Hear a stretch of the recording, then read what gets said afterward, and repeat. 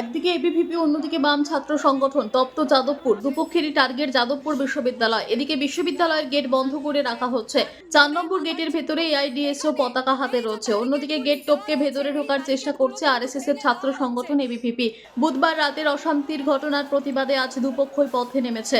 ময়দানে প্রচুর police. ABVP এবং বামেদের মিছিল আটকানোর চেষ্টা করছেন পুলিশ কর্মীরা। বামেদের হয়ে ময়দানে আছেন দীপশিতা ধর, দেবাঞ্জন দেরা। পুলিশের সঙ্গে চলছে বাদানুবাদ। পুলিশি বাধা উপেক্ষা করে এগিয়ে যাওয়ার চেষ্টা করেন দীপশিতা ও দেবাঞ্জনরা। তারা ইতিমধ্যেই দুটো ব্যারিকেড ভেঙে এগিয়ে গিয়েছে।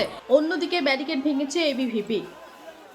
জিজ্ঞেস করছি সুজন চক্রবর্তী এবং সৃজন ভট্টাচার্যকে, আজকে আপনারা জানেন না যে ইউনিভার্সিটি মেনে নিয়েছে যে ইউনিভার্সিটির অন্তর্ভুক্ত কোনো ইউনিয়ন থাকতে পারবে না। কোথায় কাগজটা, কোথায়? কোনো ইউনিয়ন নেই। আমি কাগজটা দেখাচ্ছি, কোনো ইউনিয়ন নেই। আমাকে ওই ছবিগুলো দিতে হবে। তারপরেও কি করে জিবি ডাকা হয়েছে? কে ডেকেছে জিবি? আমি সৃজন ভট্টাচার্যকে জিজ্ঞেস করছি, কে ডেকেছে জিবি? কারা ডেকেছে জিবি? হ্যাঁ, দেশ বিরোধী স্লোগান, দেশ বিরোধী স্লোগান, ইন্ডিয়ান আর্মি রেপ আস। হ্যাঁ, একথা বলবার সাহস কারা দেখাচ্ছে?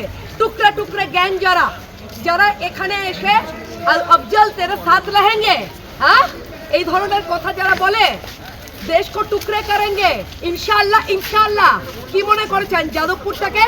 কি মনে করছেন আপনারা এই ইউনিভার্সিটিটাকে নকশাল এবং দেশ বিরোধী শক্তি, মাওয়িস্ট এবং এদের দিয়ে আপনারা ভর্তি করে রাখবেন? ভেবেছেন? এটা কোথাও চলবে না, এটা বলে রাখলাম।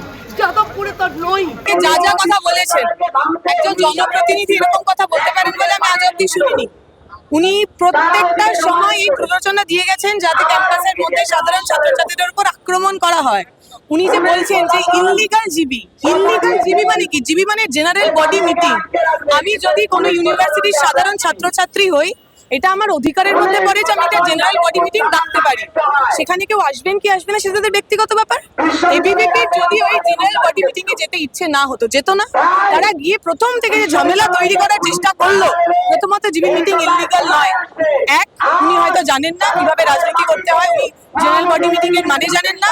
দুই, ছাত্র রাজনীতির সঙ্গে আসলেই তার কোথাও কোনো দূরত্ব যোগাযোগ নেই। এবং যেহেতু উনি বিজেপির এমএলএ, তাহলে আমি বিশ্বাস করি প্রথম দুটো অবশ্যই সত্যি। উনি যাদবপুর বিশ্ববিদ্যালয়ে কোনোদিন পড়েননি, উনি যাদবপুর বিশ্ববিদ্যালয়ের প্রাক্তনী নন, তাই জন্য উনি জানেন না কিসের জিবি মিটিং।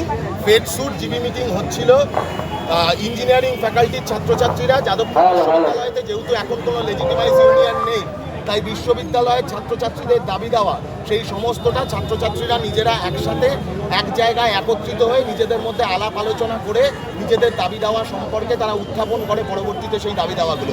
এটাই গণতন্ত্র।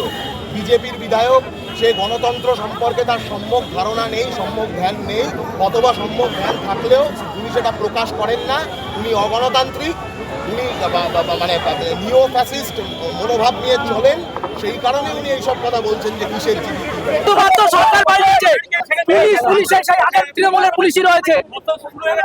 আজকে যখন বামপন্থীরাকরণের নাম করে তখন আটকাবেন তো, ব্যারিকেড নিয়ে আমরা যাব।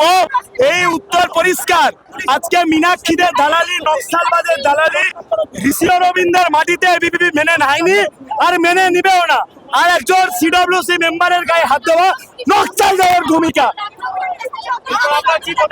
অরবিন্দ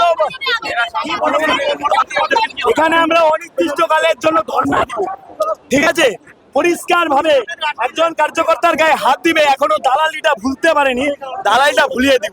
বিশ্ববিদ্যালয় থেকে সন্ত্রাস মুক্ত করব, বাম মুক্ত করব, তারপরে আমরা দেখব। এই বিশ্ববিদ্যালয়টা পুরো নেশাবাজির আতুরঘর হয়ে গেছে। কালকে আমাদের যে কার্যকর্তারা মার খেলো, নিখিল দাস, তার কি দোষ ছিল? তাকে এমন ভাবে মেরেছে, ভালো মানুষ ওরকম ভাবে মারে না। তারা বলছে তারা পড়াশোনা করে, পড়াশোনা করা ছেলে এইভাবে মারতে পারে না কাউকে।